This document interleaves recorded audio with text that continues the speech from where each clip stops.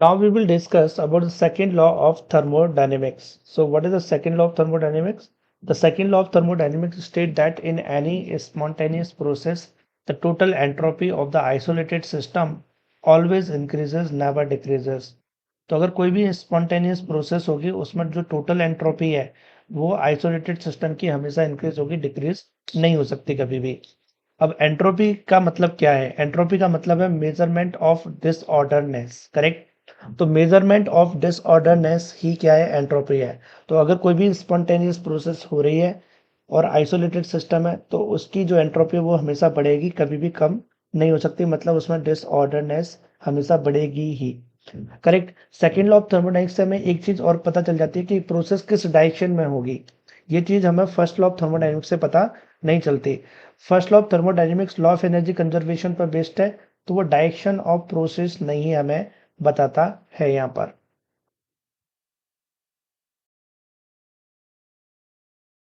Now we will discuss about this two statement, correct. तो second law of thermodynamics में इन दो statement का हम लोग डिस्कशन करेंगे। सो फर्स्ट है हमारा केल्विन प्लांक स्टेटमेंट, करेक्ट। तो Kelvin Planck statement heat engine को रिलेट करता है और ये जो क्लॉजेज स्टेटमेंट है वो रेफ्रिजरेटर को करता है। तो जब हम हीट इंजन का मैन्युफैक्चरिंग करते हैं तो केल्विन प्लांक स्टेटमेंट का यूज करेंगे यहाँ पर। So what is the Kelvin Planck statement? No process is possible whose sole result is the absorption of the heat from a reservoir and complete conversion of heat into the work, correct. तो ऐसा possible नहीं हो सकता किसी भी process में कि total heat total work में कन्वर्ट हो जाए। फॉर एग्जांपल हमारे पास में एक हीट इंजन है, ये लेट सपोज सोर्स है, ये इंजन है एंड ये सिंक है,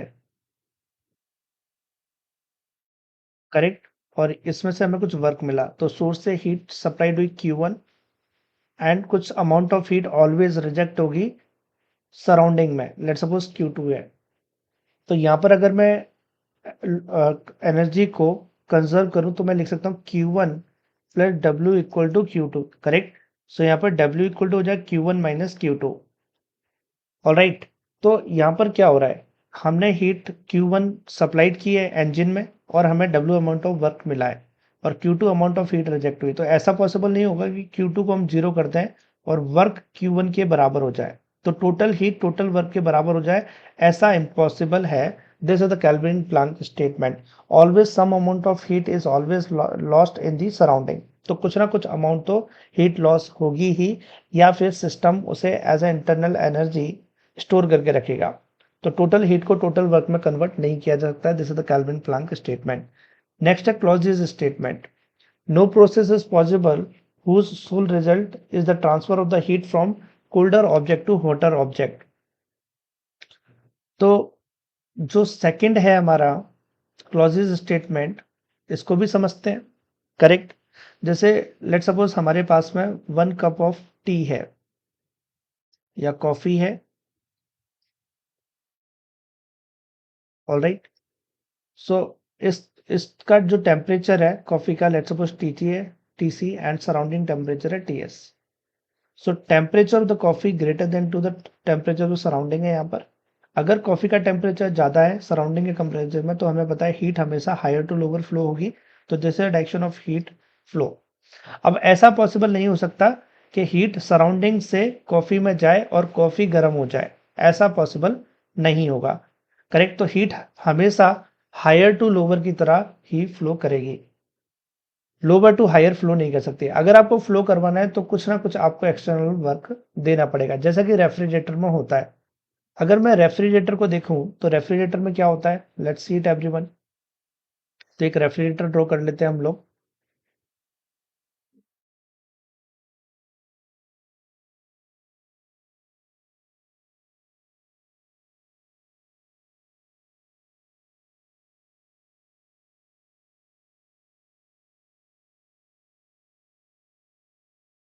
तो ये हो गया रेफ्रिजरेटर, करेक्ट।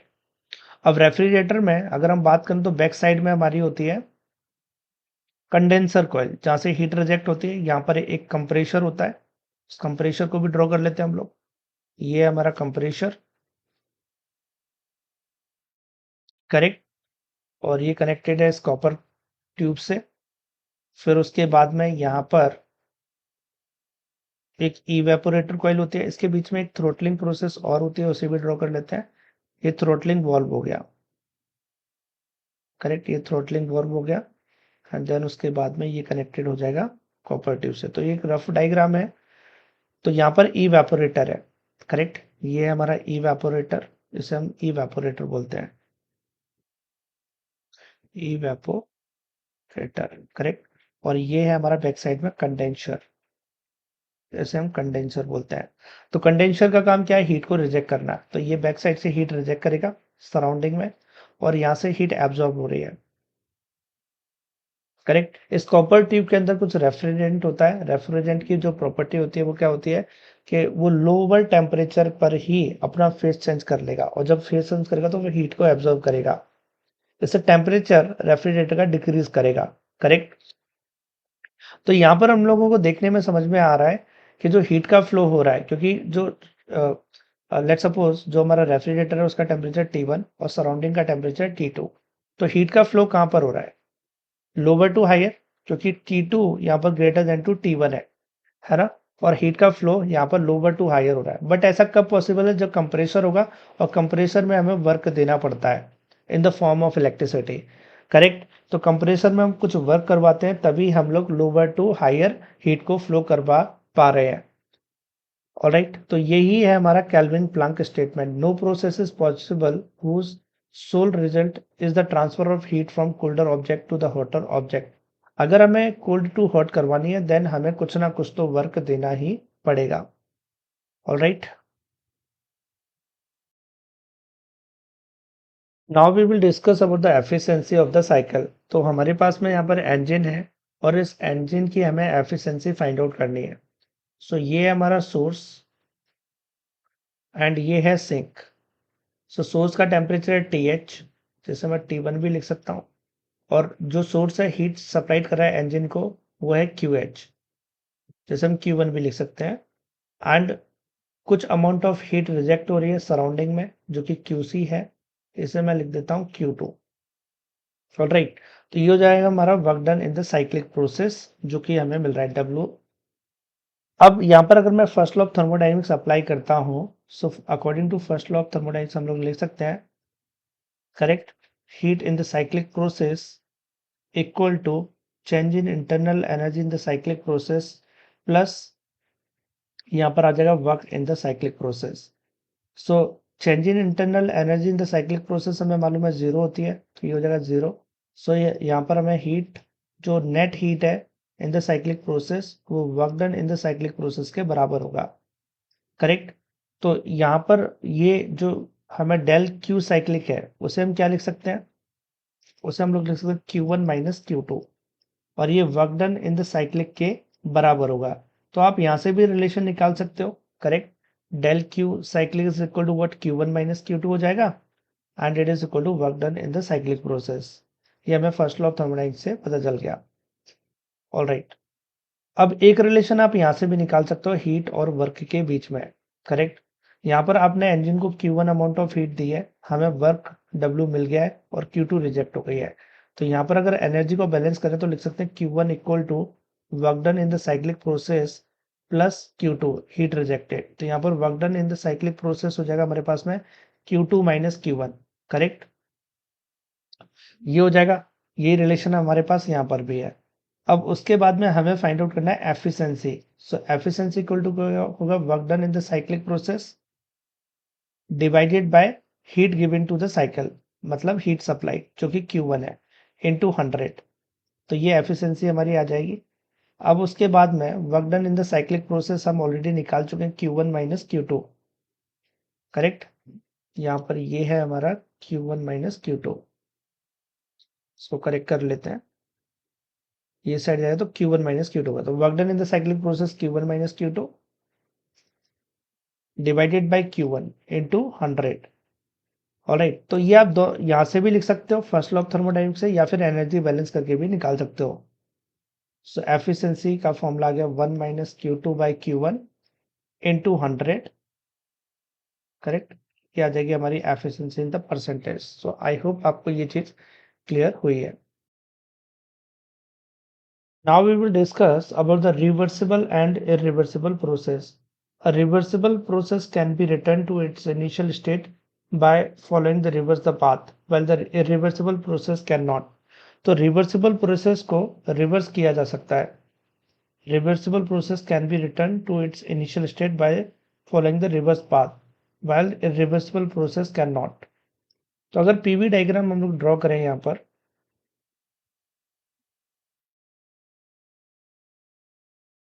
करेक्ट, रिवर्सिबल और इरिवर्सिबल प्रोसेस का, लेट्स सी इट कैसा बनेगा वो।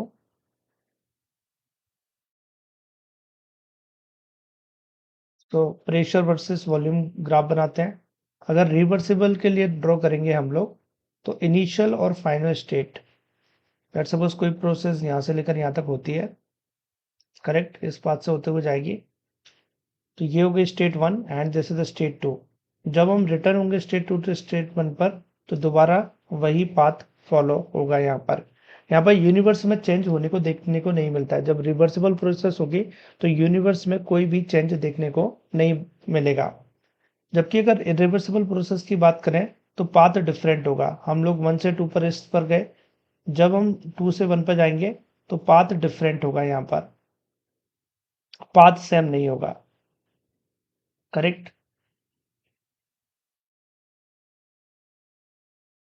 तो 1 से 2 पर गए इस पाथ से, एंड जब 2 से 1 पर आएंगे तो लेट सपोज ये हमारा पाथ हो गया, तो यहाँ पर पाथ डिफरेंस देखने को मिलेगा।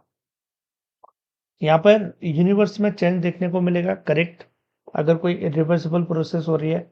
रिवर्सिबल प्रोसेस एक आइडियल प्रोसेस है, जबकि इरिवर्सिबल प्रोसेस एक नेचुरल प्रोसेस है, जो कि रियल प्रोसेस होगी यहाँ पर। तो जितनी प्रोसेस है एक्चुअल में इरिवर्सिबल ही होती है। रिवर्सिबल प्रोसेस एक आइडियल प्रोसेस होगी। रिवर्सिबल प्रोसेस में हमें सेम पाथ देखने को मिलता है जब हम स्टेट 1 से स्टेट 2 पर, और जब रिवर्स होंगे 2 से 1 पर तो सेम पाथ देखने को मिलेगा हमको। कुछ एग्जांपल है रिवर्सिबल और इरिवर्सिबल के। सबसे पहले extension of the spring reversible process होगी। दूसरा स्लो एडियाबैटिक कंप्रेशन और expansion of the gases, the frictionless motion of the solids and slow isothermal compression और एक्सपांशन ऑफ द गैसेस। तो अगर प्रोसेस बहुत ही स्लो है, इन्फिनिटेसिमल स्लो है, then वो हमारी रिवर्सिबल प्रोसेस होगी।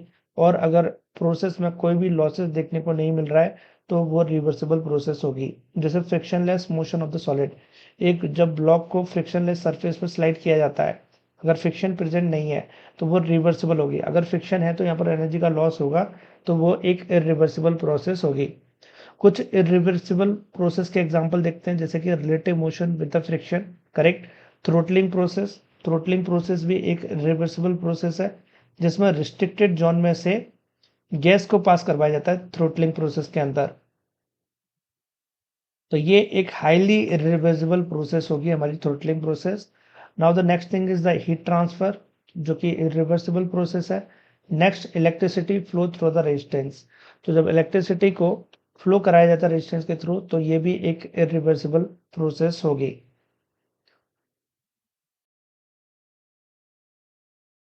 Now we will discuss about the Carnot theorem. This theorem states that efficiency of any irreversible heat engine cannot be greater than or equal to the efficiency of reversible heat engine if it is working between same heat source and the same. तो अगर हमारे पास एक reversible heat engine है और एक irreversible heat engine है, दोनों को सेम सोर्स और सिंक के बीच में वर्क कराया जाए, तो जो एफिशिएंसी होगी रिवर्सिबल इंजन की, वो हमेशा ज्यादा होगी as compare to reversible heat engine, correct. जब हम रिवर्सिबल हीट इंजन की बात करते हैं कार्नोट इंजन की बात करते हैं, तो यहाँ पर जितने भी लॉसेस हैं उनको हमने रिमूव कर दिया है। जैसे फ्रिक्शन लॉसेस हो गया, है ना, हीट लॉस हो गया, लीकेज हो गया, इन सभी लॉसेस को हमने रिमूव कर दिया गया है, करेक्ट। तो लॉसेस सारे रिमूव कर दिए गए हैं, तो जो अब एफिशिएंसी मिलेगी वो हमारी मैक्सिमम एफिशिएंसी होगी, करेक्ट। यहाँ पर Carnot efficiency independent of the working fluid, ये वर्किंग फ्लूइड पर डिपेंड नहीं करती है। मतलब अगर दो रिवर्सिबल हीट इंजन है, दोनों को सेम सोर्स और सिंक के बीच में वर्क कराया जाए, तो यहाँ पर जो एफिशिएंसी होगी दोनों रिवर्सिबल इंजन की वो सेम होगी।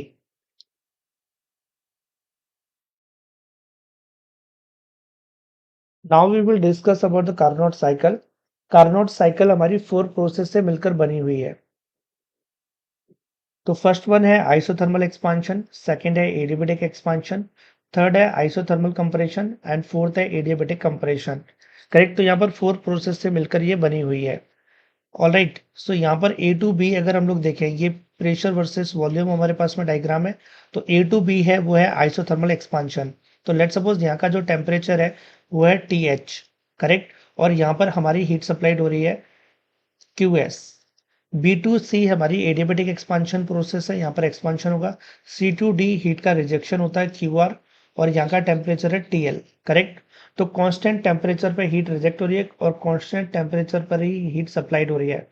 डी टू ए हमारी एडियाबैटिक कंप्रेशन प्रोसेस है। तो टोटल इसमें 4 प्रोसेस हमें देखने को मिल रही है। तो हम लोग वर्क डन फाइंड आउट करते हैं वन बाय वन। तो सबसे पहले हम लोग वर्क डन फाइंड आउट करेंगे ए टू बी। करेक्ट। तो ए टू बी हम लोग फाइंड आउट करते हैं एंड देखते हैं कितना हमारा वर्क डन आएगा। तो यहाँ पर हम लोग लिख सकते हैं N R T H log, और वॉल्यूम हो जाएगा V B by V A. तो ये हमारा वर्क डन हो जाएगा फ्रॉम ए टू बी। फिर उसके बाद बी टू सी देखते हैं, work done from B to C. तो ये एक एडियाबैटिक एक्सपांशन प्रोसेस है। तो यहाँ पर हम लोग लिख सकते हैं N R T L minus T H. Correct. And 1 minus gamma. फिर उसके बाद वर्क डन हम लोग फाइंड आउट करेंगे सी टू डी। तो सी टू डी हो जाएगा हमारा, फिर से यहाँ पर हमने लिखा था N R T H log V B, yes. फिर C to D, C to D हमारी कौन सी आइसोथर्मल कंप्रेशन प्रोसेस है। तो इसमें हम लोग लिख सकते हैं एन आर टी एल, क्योंकि यहाँ पर temperature T L, N R T L log, N R T L log V D by V C, final volume by initial volume. Correct. ये लिख सकते हैं हम लोग। All right. देन उसके बाद में अगर हम लोग ध्यान दें डी टू ए अब एडियाबैटिक कंप्रेशन है, तो यहाँ पर भी लिखेंगे work done from A to D, या फिर बोले तो डी टू ए। तो इसमें हम लोग लिख सकते हैं N R T H minus T L 1 minus gamma. Correct. अगर आप ध्यान दो यहाँ पर हमारे पास में बी टू सी अगर देखें तो T L minus T H है, और यहाँ पर T H minus T L है। करेक्ट। और ये हमारे पास में N R T H log V B by V A, और यहाँ पर है N R T L log V D by V C. अब हमें इसमें क्या फाइंड आउट करना है, हमें फाइंड आउट करनी है एफिशिएंसी। तो हमने वर्क डन तो सभी में फाइंड आउट कर लिया है। तो एफिशिएंसी इक्वल टू क्या लिखेंगे हम लोग, work net work done divided by heat supplied into 100। Correct. तो नेट वर्क डन निकालेंगे। नेट वर्क डन देखते हैं हम लोग, ए टू बी प्लस उसके बाद में A to B B to C, फिर उसके बाद में C to D, then D to A. अगर आप ध्यान दो ये दोनों तो कैंसिल आउट ही हो जाएंगे। Correct. W B C and W D A, ये दोनों एक दूसरे कैंसिल आउट कर देंगे। तो हमारे पास में A B and W C D बचेगा। ऑलराइट। अगर हम लोग एक चीज और ध्यान दें, ए टू बी हमारी जो प्रोसेस है वो आइसोथर्मल प्रोसेस है। करेक्ट। तो आइसोथर्मल प्रोसेस है ए टू बी। तो अगर मैं first law of thermodynamics apply करूं, तो जो हीट सप्लाइड होगी A to B del U plus W लिख सकते हैं। अब आइसोथर्मल चेंज इन टेम्परेचर तो जीरो होगा, तो जो हीट सप्लाइड होगी वो work done A to B के बराबर होगी। सो आई होप आपको ये चीज समझ में आई होगी। ऑलराइट। तो इसी का हम लोग यूज करेंगे। सो एफिशिएंसी का फॉर्मूला हमारे पास में है यहाँ पर। सो वर्क नेट ये हो जाएगा W A to B plus W C to D divided by W A to B, heat supplied work के बराबर होगी इनटू 100। करेक्ट। अब यहाँ पर एक चीज और ध्यान दें, ये हमारे पास में D2A, ये अगर हम लोग ध्यान दें C2D NRTL log VD by VC है यहाँ पर। तो यहाँ पर VC बड़ा है, VD छोटा है। तो यहाँ पर हम लोग अगर VC by VD लिखते हैं तो यहाँ पर एक नेगेटिव साइन आ जाएगा। ऑलराइट, तो मैं यहाँ पर एक नेगेटिव साइन लिख लेता हूँ। सो मेरे पास में हो जाएगा एफिशिएंसी 1, करेक्ट। और पहले इसकी वैल्यू पुट कर लेते हैं हम लोग, 1 plus WC2D and work done A2B into 100। So 1 plus, अब इसके बाद में C2D। अब मैं इसको अगर अपोजिट करूंगा C2D, मतलब मैं लिखता हूं यहाँ पर माइनस साइन ले लेता हूं, और ये हो जाएगा मेरे पास में NRTL log VC by VD, correct. तो अगर इसे अपोजिट करेंगे तो माइनस साइन यहाँ पर देखने को हमको मिलेगा, डिवाइडेड बाय NRTH log, और यहाँ पर हमारे पास में है A2B, मतलब VB by VA, VB by VA। अब अगर हम एडियाबेटिक प्रोसेस का यूज करें और रिलेशन स्टैब्लिश करें VC, VD, VB and VA में, तो हमें मिलता है VC by VD equal to VB by VA, correct. ये मिल जाएगा अगर हम इनके बीच में रिलेशन स्टैब्लिश करेंगे एडियाबेटिक प्रोसेस के थ्रू, तो ये मिल जाएगा हमको, करेक्ट। तो ये इक्वल होंगे, इसलिए होगा क्या, ये और ये कैंसिल आउट हो जाएगा हमारा। तो NR से NR और इससे ये कैंसिल आउट हो जाएगा, ये इक्वल है। ये एडियाबेटिक प्रोसेस से आप इसे इक्वेट कर सकते हो। थोड़ा सा सिंप्लीफिकेशन करोगे, एडियाबेटिक प्रोसेस में रिलेशन निकालोगे स्टेट के बीच में, तो आपको ये रिलेशन मिल जाएगा। फिर उसके बाद फाइनली हमारे पास में आ रहा है efficiency equal to 1 minus TL by TH, और ये हो गई हमारी इंटू 100 भी कर देंगे, तो ये हो जाएगी हमारी एफिशिएंसी कार्नोट साइकिल की। यहाँ पर आपने देखा जो कार्नोट एफिशिएंसी साइकिल की, वो सिर्फ टेम्परेचर पर डिपेंड कर रही है कि टेम्परेचर क्या है सोर्स और सिंक का। यहाँ पर हीट का कोई जिक्र नहीं है, ये वर्किंग फ्लूइड के पर भी डिपेंड नहीं करती है। ऑल राइट, सो आगे बढ़ते हैं हम लोग, नेक्स्ट देखते हैं। यहाँ पर ये हमारे पास में यहाँ पर फिगर दिया हुआ है स्टीम इंजन का। तो ये है स्टीम इंजन, करेक्ट। तो स्टीम इंजन का यहाँ पर हमारे पास में ब्लॉक डायग्राम है। तो यहाँ पर हमारे पास बॉयलर है, बॉयलर में हम हीट सप्लाई करते हैं, करेक्ट, सोर्स के थ्रू। ये हॉट सोर्स है जिसके थ्रू हम लोग हीट सप्लाई करेंगे बॉयलर में। बॉयलर क्या करेगा, इस वाटर को स्टीम में कन्वर्ट करेगा, करेक्ट। यहाँ पर हमारे पास स्टीम होगी, इस स्टीम से हम लोग टरबाइन को घुमाएंगे और टरबाइन से हमें वर्क मिलेगा। उसके बाद इस स्टीम को कंडेंसर से पास कराएंगे, तो ये हीट रिजेक्ट कर देगा सराउंडिंग में, जिससे इसका टेम्परेचर डाउन होगा और फेस चेंज हो जाएगा। फिर इसे पंप के थ्रू, पंप में हमें वर्क देना पड़ रहा है ना, और पंप के थ्रू इसको दोबारा से बॉयलर में भेज दिया जाएगा। तो इस तरीके से हमारी साइकिल चलती रहेगी। तो एक ये स्टीम इंजन की रियल साइकिल है हमारे पास में, करेक्ट। तो इस तरीके से एक इंजन की वर्किंग साइकिल होती है। यहाँ पर अगर हम नेट वर्क डन निकालेंगे, तो नेट वर्क डन क्या होगा, work done by the turbine minus work done by the pump, correct. ये नेट वर्क डन होगा। हम लोग टरबाइन के थ्रू वर्क ले रहे हैं और पंप में हमें वर्क देना पड़ रहा है, इसलिए इसको निगेटिव वर्क हम लोग कंसिडर करेंगे। और हीट सप्लाइड हम लोग यहाँ पर बॉयलर में कर रहे हैं QH। तो इस तरीके से हम लोग एफिशिएंसी भी निकाल सकते हैं, अगर मैं इस स्टीम इंजन की एफिशिएंसी निकालना चाहूँ तो।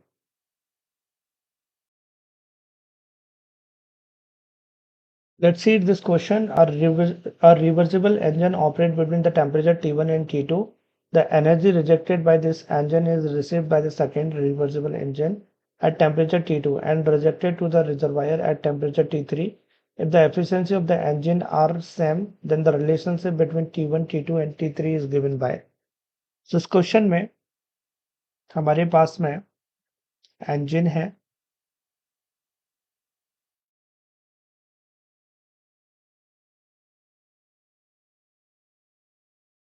करेक्ट। तो एक ब्लॉक डायग्राम बना लेते हैं। उसके बाद में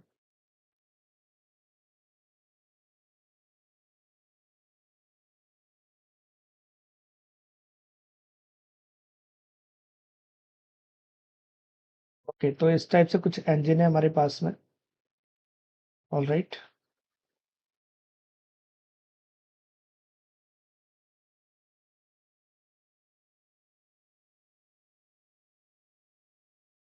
reversible engine operate between the temperature T1 and T2। तो ये T1 और T2 के बीच में वर्क कर रहा है। The energy rejected by this engine is received by the second reversible engine at temperature T2 and rejected to the reservoir at temperature T3। तो ये T1 हो गया, T2 हो गया और ये हमारे पास में T3 हो गया। करेक्ट, ये इंजन नंबर 1 हो गया एंड ये इंजन नंबर 2 हो गया।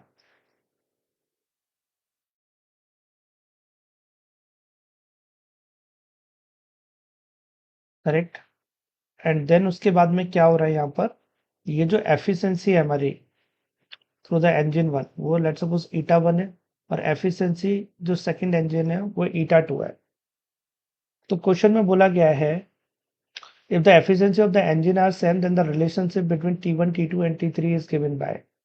सो इसको हम लोग कैसे कर सकते हैं, क्योंकि उसने बोला एफिशिएंसी सेम है, तो ईटा 1 इक्वल टू ईटा 2 लिखा जा सकता है। तो ये हो जाएगा T1 minus T2 divided by T1 equal to T2 minus T3 divided by T3। Alright, so यहाँ से हमारे पास में आ जाएगा 1 minus T2 by T1 equal to, yes ये हो जाएगा ईटा 2 होगा हमारे पास में T2, यहाँ पर मिलेगा 1 माइनस T3 बाई T2। अब इससे ये और इससे ये कैंसिल आउट हो जाएगा। सो होगा T2 square is equal to T3 into T1। So T2 equal to मिलेगा under root T1 T3। So ये हमारा रिलेशन होगा between the temperature T1 T2 and T3। So I hope आपको ये चीज क्लियर हुई होगी। तो इसमें हमें सिर्फ एफिशिएंसी को इक्वेट करना था। नाउ हम लोग नेक्स्ट क्वेश्चन देखते हैं। A reversible engine operates between the temperature T1 T2. The energy rejected by this engine is received by the second reversible engine at temperature T2 and rejected to the reservoir at temperature T3. If the work of the engine are same, then the relationship between T1, T2 and T3 क्या होगी। तो इस question में हमें work equate करने के लिए बोल रहा है W1 इक्वल टू W2। तो इसमें वर्क को इक्वेट करेंगे और हम लोग टेम्परेचर के बीच में रिलेशन फाइंड आउट करेंगे। तो ये क्वेश्चन मैं आपको होमवर्क में देता हूँ, तो इसको आपको खुद से ट्राई करना है।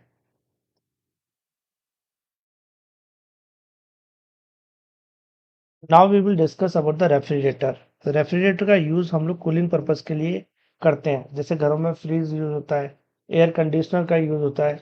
करेक्ट, तो ये कैसे काम करता है इसके बारे में हम लोग डिस्कस करेंगे। एक रेफ्रिजरेटर के अंदर मेनली 4 कंपोनेंट होते हैं: condenser, compressor, evaporator and the expansion valve. Compressor में हम लोग गैस को फिल्ड करते हैं, जो भी रेफ्रिजरेंट गैस होती है वो मार्केट में अवेलेबल है, उसे यहाँ पर हाई प्रेशर पर इन किया जाता है। देन उसके बाद में, करेक्ट, ये इवेपोरेटर है और ये कंडेंसर है, यहाँ से वो गैस फ्लो करती हुई जाती है। एक्सपांशन वाल्व है, यहाँ पर एक्सपांशन वाल्व में प्रेशर को रिड्यूस किया जाता है। तो सबसे पहले इवेपोरेटर से स्टार्ट करते हैं। इवेपोरेटर क्या करेगा, जिस रीजन को हमें ठंडा रखना है उस रीजन से हीट को एब्जॉर्ब कर लेगा वो, तो उस रीजन से हीट को एब्जॉर्ब करेगा। अब इस कॉपर ट्यूब के अंदर एक रेफ्रिजरेंट है, वो जैसे ही हीट को एब्जॉर्ब करेगा वैसे ही वो अपना फेस चेंज कर लेगा। देन उसके बाद कंप्रेशर में जाएगी वो गैस, कंप्रेशर प्रेशर बढ़ाएगा। देन उसके बाद कंडेंसर में, और कंडेंसर हीट को रिजेक्ट कर देता है। करेक्ट, कंडेंसर हीट को रिजेक्ट करेगा। देन इसके बाद एक्सपांशन वाल्व में जाएगा, जो यहाँ पर प्रेशर को रिड्यूस करेगा। फिर उसके बाद evaporator, then compressor and then condenser में हीट रिजेक्ट होगी, और ये साइकिल अगेन एंड अगेन चलती जाएगी। तो यहाँ पर हम लोग रेफ्रिजरेंट का यूज करते हैं, और रेफ्रिजरेंट की प्रॉपर्टी होती है उसका जो बॉइलिंग पॉइंट होता है वो काफी लो होता है, बहुत ही -10 टू -15 डिग्री सेल्सियस पर वो अपना फेस चेंज कर लेता है। इससे हमें ज़्यादा से ज़्यादा कूलिंग मिल पाती है। ऑलराइट, कंप्रेसर ही वो जगह है जहाँ पर हम लोग इलेक्ट्रिसिटी देंगे। करेक्ट, तो यहाँ पर हम लोग इलेक्ट्रिसिटी देते हैं, वर्क देते हैं। तो वर्क जो दिया जाता है वो इन द फॉर्म ऑफ इलेक्ट्रिसिटी यहाँ पर दिया जाता है। तो घरों में अगर हम बात करें रेफ्रिजरेटर की, तो ये चीज़ें कहाँ कहाँ पर होती हैं उसके बारे में भी थोड़ा सा समझ लेते हैं।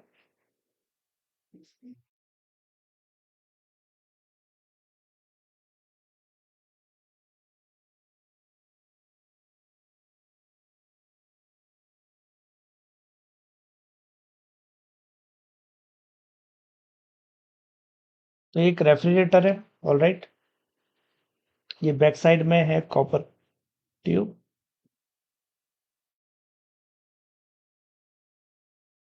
ये कॉपर ट्यूब है और ये कॉपर ट्यूब कनेक्टेड है कंप्रेसर के साथ में। यहाँ पर कंप्रेसर लगा हुआ है। देन यहाँ पर एक्सपांशन थ्रोटलिंग प्रोसेस भी होगी, ये थ्रोटलिंग वाल्व हो गया। देन उसके बाद में यहाँ पर इवेपोरेटर और एक कॉपर ट्यूब से कनेक्टेड है। तो यहाँ पर हम लोग वर्क देते हैं इन द फॉर्म ऑफ इलेक्ट्रिसिटी। यहाँ से हीट रिजेक्ट होगी। ये बैक साइड वाला पोर्शन है। अगर आप फ्रीज के बैक साइड में देखोगे तो वो गरम गरम रहता है, तो ये वही जगह है। तो ये है कंडेंसर, यहाँ से हीट रिजेक्ट होती है। और ये है इवेपोरेटर, ये टॉप वाला पोर्शन है। अगर आप अंदर से देखोगे तो ठंडा रहता है, तो यहाँ से हीट को एब्जॉर्ब किया जाता है। ऑलराइट। और ये यहाँ पर थ्रोटल वाल्व लगा हुआ है जो प्रेशर को रिड्यूस करेगा। तो इस तरीके से एक रेफ्रिजरेशन साइकिल में 4 कंपोनेंट होते हैं। ऑलराइट। अब हम लोग बात करेंगे कोफिशिएंट ऑफ परफॉर्मेंस की, कि इसका कोफिशिएंट ऑफ परफॉर्मेंस क्या होता है, इसके बारे में डिस्कस करेंगे। Let's see it. एक पेज ऐड कर लेते हैं या फिर यही लिख लेते हैं, coefficient of performance of refrigerator. तो कोफिशिएंट ऑफ परफॉर्मेंस को हम लोग लिख सकते हैं desired effect, correct. Desired effect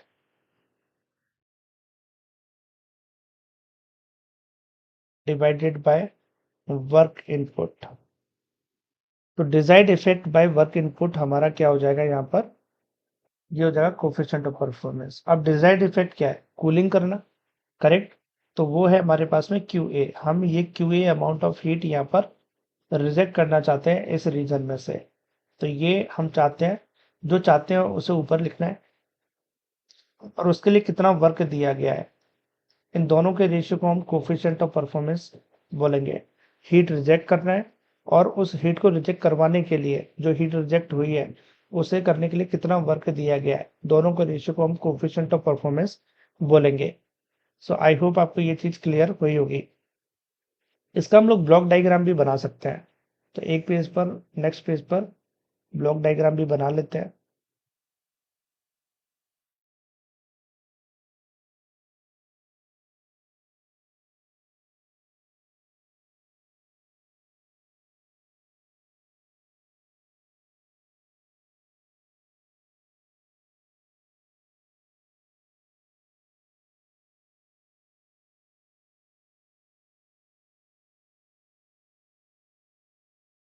all right, ये है रेफ्रिजरेटर, इसका टेम्परेचर है T1, इसका टेम्परेचर T2। ये है हमारा सोर्स, हॉट सोर्स, और ये है सिंक। ये हम लोग ब्लॉक डायग्राम बना रहे हैं क्योंकि पॉसिबल नहीं इतना बड़ा डायग्राम बार बार बनाना। तो ब्लॉक डायग्राम बनाएंगे, हॉट सोर्स और ये सिंक हो गया। एंड उसके बाद में यहाँ पर ये रेफ्रिजरेटर है हमारा, हमने वर्क दिया है यहाँ पर। और जो हीट हमने एब्जॉर्ब की है वो है Q2, और जो Q1 है वो heat rejected in the surrounding Q1, correct. तो ये इसे मैं QA भी लिख सकता हूँ, एब्जॉर्ब्ड हीट, और ये Q1 है हमारी रिजेक्टेड हीट। तो इस तरीके से कोफिशिएंट ऑफ परफॉर्मेंस लिखा जा सकता है absorb by work in.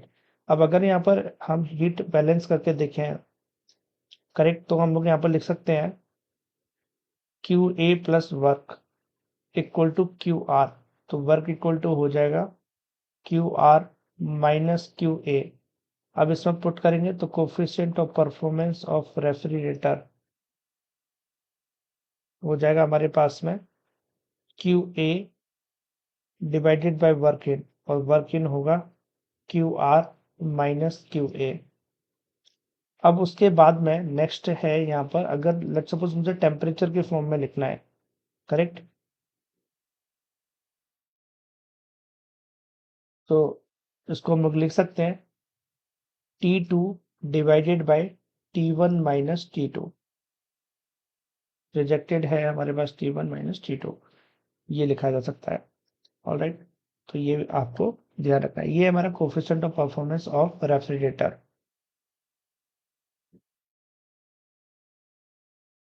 Coefficient of performance of refrigerator.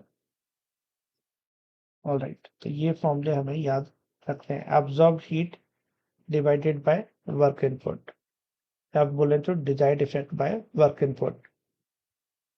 अब नेक्स्ट हमें रिलेशन स्टैब्लिश करनी है between the beta and eta. Beta यहाँ पर क्या है, कोफिशिएंट ऑफ परफॉर्मेंस है, और ईटा यहाँ पर हमारी एफिशिएंसी है। तो इनके बीच में हमें रिलेशन स्टैब्लिश करनी है। तो लेट्स सी कैसे कर सकते हैं। तो बीटा है हमारा coefficient of performance of the refrigerator, coefficient of performance of refrigerator. तो ये हमने क्या निकाला था, T2 divided by T1 minus T2। Alright, ये लिखा है। अगर टेम्परेचर के फॉर्म में देखा जाए तो T2 divided by T1 minus T2। Alright, फिर उसके बाद एफिशिएंसी की बात करें तो एफिशिएंसी को अगर मैं T1 T2 के टर्म में लिखूं तो इसे लिख सकते हैं T1 minus T2 divided by T1। तो एफिशिएंसी लिखी जा सकती है 1 minus T2 by T1। Correct. T2 by T1 की वैल्यू यहाँ से हमारे पास में आ जाएगी 1 माइनस ईटा। तो ये भी एक इंपॉर्टेंट रिलेशन है हमारे पास में। अब हमें इसे कन्वर्ट करना है। तो मैं एक काम करता हूँ, coefficient of performance of refrigerator, इसमें से जो नीचे आपको T1 दिख रहा है इसको कॉमन ले लेता हूँ। तो ये हो जाएगा मेरे पास में 1 minus T2 by T1। Alright, फिर उसके बाद क्या करते हैं यहाँ पर, coefficient of performance of refrigerator. अब T2 बाय T1 क्या है यहाँ पर देखो, ये हमारे पास में 1 माइनस ईटा, तो इसे 1 माइनस ईटा लिख देंगे divided by 1 minus T2 by T1। और ये है हमारे पास में ईटा, और ये कोफिशिएंट ऑफ रेफ्रिजरेटर हो गया हमारा, जिसे हमने बीटा से डिनोट किया है। तो बीटा इक्वल टू हमें मिल जाएगा 1 माइनस ईटा डिवाइडेड बाय ईटा। तो ये रिलेशन आपको याद रखनी है। करेक्ट, कभी किसी रेफ्रिजरेटर को as a heat engine use किया जाए तो उसकी एफिशिएंसी क्या होगी। तो इस तरीके से हम लोग फाइंड आउट कर सकते हैं।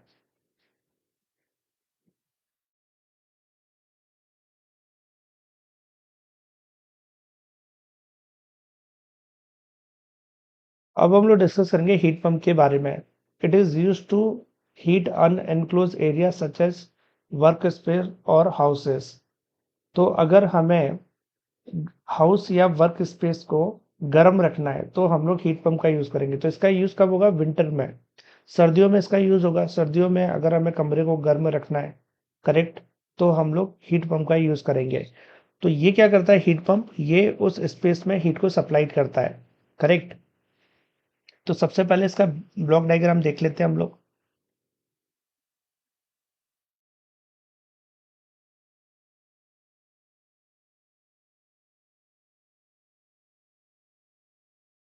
ऑलराइट, तो मान लो ये है रूम जिसे हमें गर्म रखना है। तो इसके अंदर हम लोग हीट सप्लाई कर रहे हैं, और लेट सपोज ये है Q1। करेक्ट। और ये है हमारा हीट पंप, और इसमें हमें कुछ वर्क देना पड़ेगा। और ये हीट है Q2, और यहाँ का टेम्परेचर T2। तो रूम का टेम्परेचर T1 और सराउंडिंग का टेम्परेचर है T2।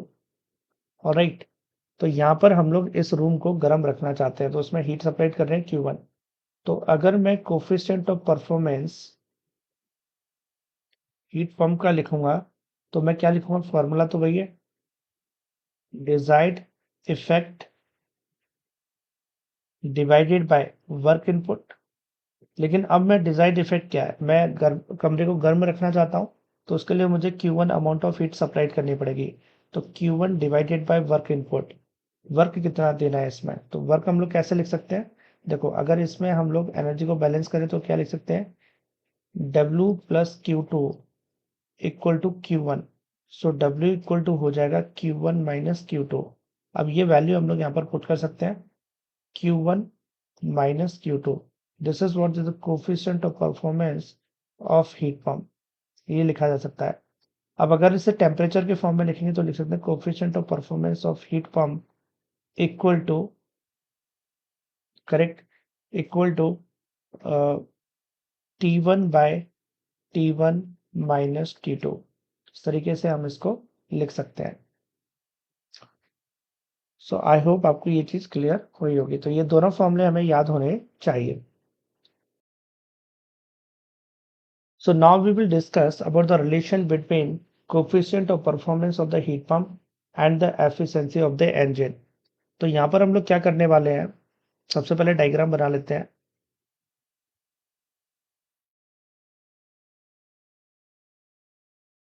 ब्लॉक डायग्राम ड्रॉ कर लेते हैं।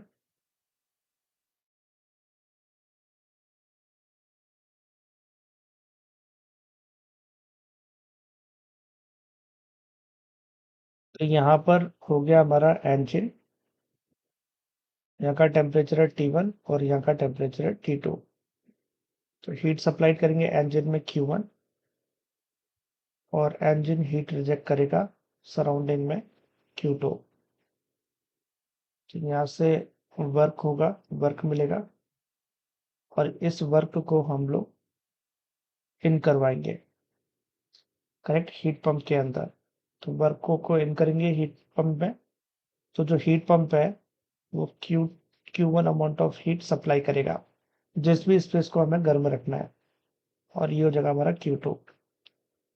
तो सेम काम हमने रेफ्रिजरेटर में भी किया था। अगर आप ध्यान दो, रेफ्रिजरेटर में हमने क्या किया था, यहाँ पर रिलेशन हमने स्टैब्लिश की थी, अगर आपको याद हो, between the coefficient of performance of the refrigerator and the efficiency. तो यहाँ पर भी हमने सेम काम किया। यहाँ पर हमने रेफ्रिजरेटर को करेक्ट एंड इंजन को सेम टेम्परेचर के बीच में वर्क कराया और हमने देखा कि उनके बीच में क्या रिलेशन है। तो अगर रेफ्रिजरेटर को और इंजन को सेम टेम्परेचर के बीच में वर्क करवाते तो हमें रिलेशन मिला था 1 minus eta by eta. Same काम हम लोग यहाँ पर भी कर रहे हैं। यहाँ पर हम लोग हीट पंप को और इंजन को सेम टेम्परेचर के बीच में वर्क करवा रहे हैं। अब एफिशिएंसी ऑफ द इंजन हम लोग क्या लिख सकते हैं, T1 minus T2 divided by T1। इसको थोड़ा सिंप्लीफाई करके लिखा तो ऐसा भी लिखा जा सकता है 1 minus T2 by T1। Correct. Let suppose ये हो गई हमारी इक्वेशन नंबर 1। अब हम लोग लिखेंगे coefficient of performance of heat pump. तो ये हो जाएगा हमारा। अब हीट पंप के लिए हम लोग क्या लिखेंगे, डिजायर्ड इफेक्ट। करेक्ट। और वो है हमारा Q1। टेम्परेचर के फॉर्म में लिखेंगे तो लिख सकते हैं T1 divided by T1 minus T2। Correct. अब उसके बाद में हम लोग T1 को नीचे कॉमन लेंगे तो हमारे पास में आएगा 1 minus T2 by T1। Correct. अब 1 माइनस T2 बाई T1 क्या होगा, एफिशिएंसी। तो यहाँ पर हम लोग लिख सकते हैं और T1 से T1 कैंसिल आउट हो जाएगा तो ये जो 1 बाई ईटा। तो coefficient of performance of heat pump and efficiency के बीच में हमें ये रिलेशन मिल रहा है।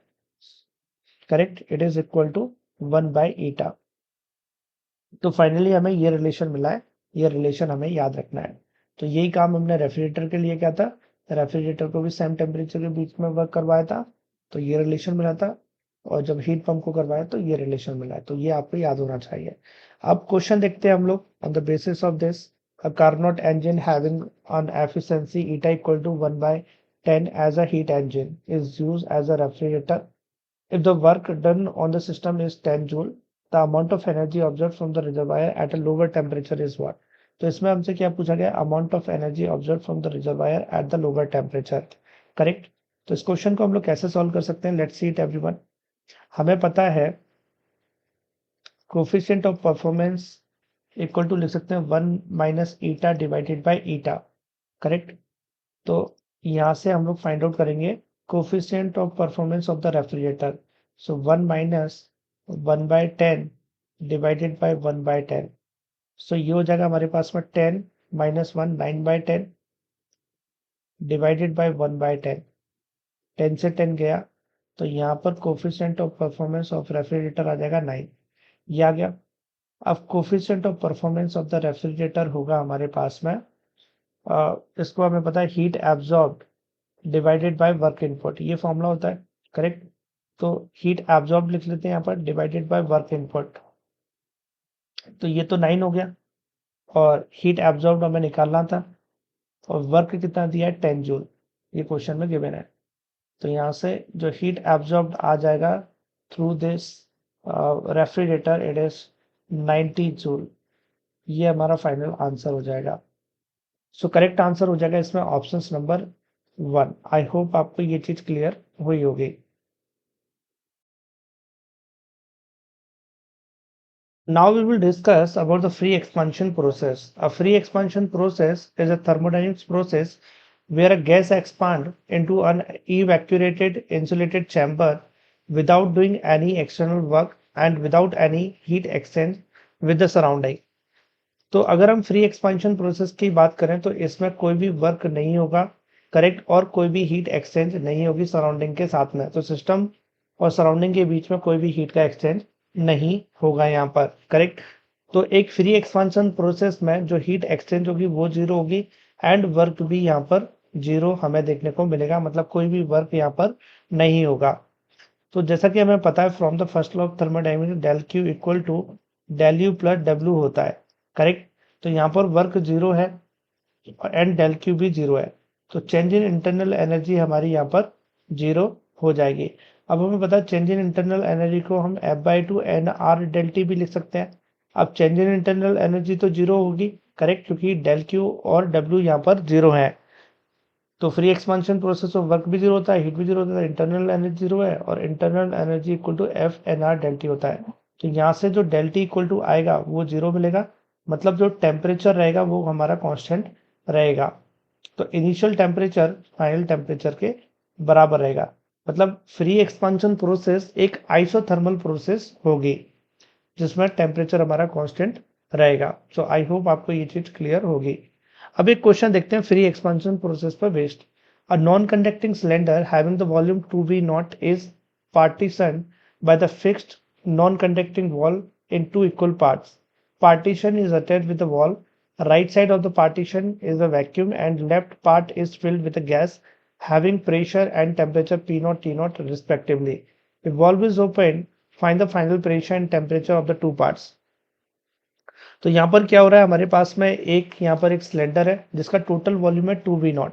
तो लेफ्ट साइड का और राइट साइड का जो वॉल्यूम हमारा है वो है v0 तो यहाँ का भी v0 और यहाँ का भी v0 है। बट जो हमारा राइट साइड वाला पोर्शन है अभी यहाँ पर स्टार्टिंग में वैक्यूम है, यहाँ पर कोई भी गैस नहीं है। ऑलराइट, तो यहाँ पर हमारा वैक्यूम है, तो स्टार्टिंग में कोई भी गैस यहाँ पर नहीं है। सो हम लोग क्या करते हैं, यहाँ पर ये वॉल्व है, वॉल्व को ओपन करेंगे, वॉल्व को ओपन करेंगे तो यहाँ पर ये जो गैस है वो पूरे वॉल्यूम में फैल जाएगी। पहले वी नॉट वॉल्यूम में थी पूरी गैस, फिर ये वी नॉट से 2v0 वॉल्यूम में फैल जाएगी यहाँ पर, और यहाँ पर पूरी पूरी हमारी इंसुलेटेड वॉल है, तो हीट का कोई भी एक्सचेंज नहीं हो रहा होगा, करेक्ट, इस प्रोसेस के ड्यूरेशन में, करेक्ट। तो कोई भी यहाँ पर, एक तो यहाँ पर हम बोल सकते हैं कि हीट का एक्सचेंज नहीं हो रहा है और यहाँ पर कोई भी वर्क भी नहीं हो रहा है, तो ये एक फ्री एक्सपांशन प्रोसेस होनी चाहिए।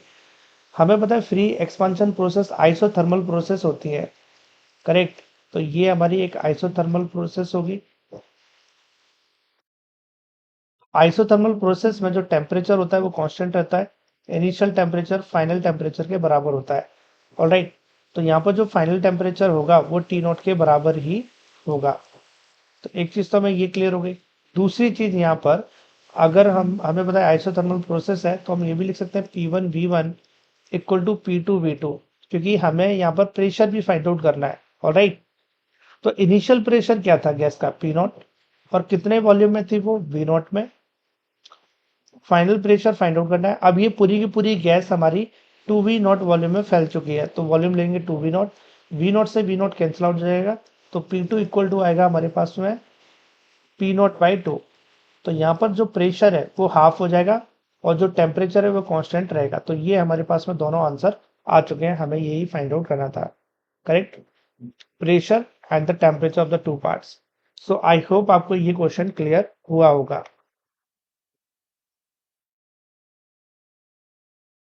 Now we will discuss about the evaporative cooling. कैसे एक मड पिक्चर के अंदर कूलिंग होती है इसके बारे में हम लोग डिस्कस करेंगे, करेक्ट। तो इस पिक्चर में हमारे पास में एक मड पिक्चर है, तो ये एक मड पिक्चर हो गया। इस मड पिक्चर का पोरस होना जरूरी है कूलिंग के लिए। तो अगर ये पोरस होगा तो जो वाटर है ड्रॉप्स वो बाहर आ जाएंगे इस मड पिक्चर के,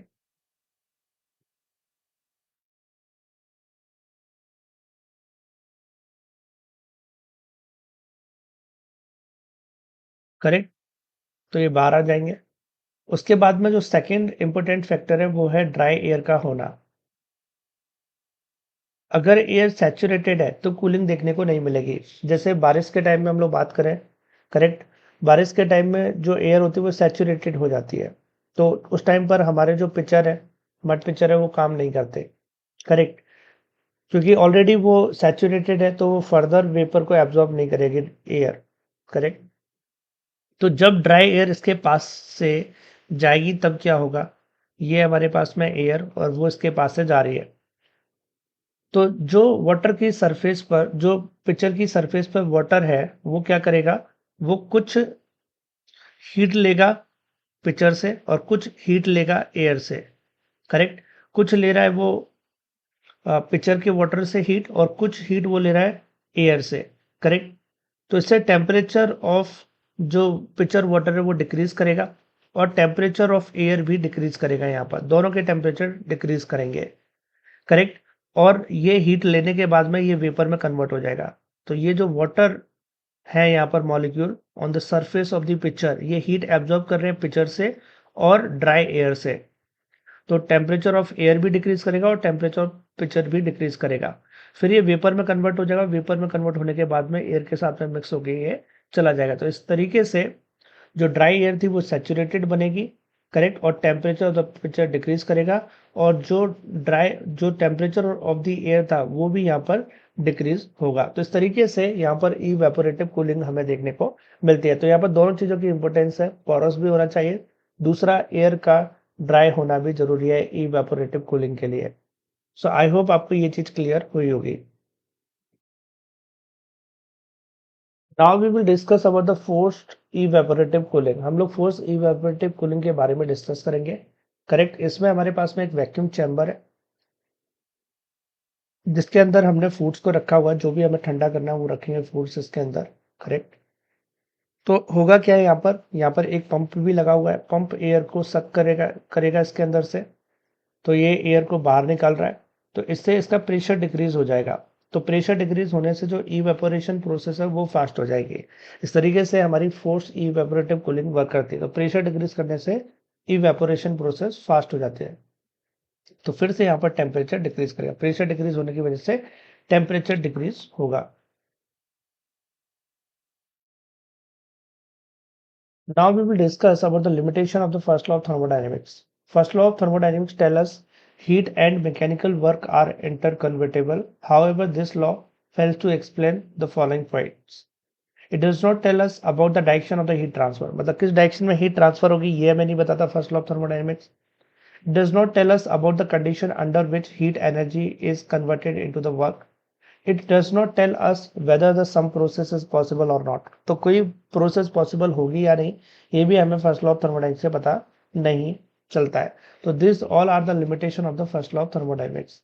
और एक इंपॉर्टेंट चीज है जो हमें याद रखना है, जैसे मान लो कि कोई सिस्टम है उसमें मिक्सचर ऑफ गैसेस प्रेजेंट है, तो अगर हमें मॉलिक्यूलर वेट फाइंड आउट करना है और mixture of the gases present है, N1 और N2 दो टाइप की गैस है, तो उसके लिए जो मॉलिक्यूलर वेट है उसके लिए फॉर्मूला यूज करेंगे N1 M1 plus N2 M2 divide by N1 plus N2। यहाँ पर M1 और M2 हमारे मोलर मास होंगे, करेक्ट। और N1 और N2 तो हमें पता ही है, it is the number of moles of the gas. फिर उसके बाद नेक्स्ट है, अगर मुझे स्पेसिफिक हीट फाइंड आउट करनी है और mixture of the gas present है सिस्टम के अंदर, तो NCB1 plus N2 CB2 by N1 plus N2। और specific heat at a constant pressure find out करना है तो मैं लिखूंगा N1 CP1 plus N2 CP2 by N1 plus N2। इसी तरीके से अगर हमें एडियाबेटिक कांस्टेंट फाइंड आउट करना है तो हमें पता है adiabatic constant it is the ratio of Cp by Cv होता है, तो दोनों का रेशियो ले लेंगे तो हमें एडियाबेटिक कांस्टेंट भी बदल जाएगा अगर मिक्सचर ऑफ गैसेस प्रेजेंट होगी, करेक्ट। तो ये फॉर्मूले भी याद रखने हैं। एंड देन उसके बाद में कुछ मिसलेनियस प्रॉब्लम, ये आपके होमवर्क में या आप खुद से ट्राई कर सकते हैं, करेक्ट। तो ये प्रॉब्लम एंड देन ये प्रॉब्लम, ये सारे के सारे आपके होमवर्क प्रॉब्लम है। थोड़े से कुछ क्वेश्चन लेंदी भी हैं but if you will try then you will get it, correct. So thank you everyone, bye and take care.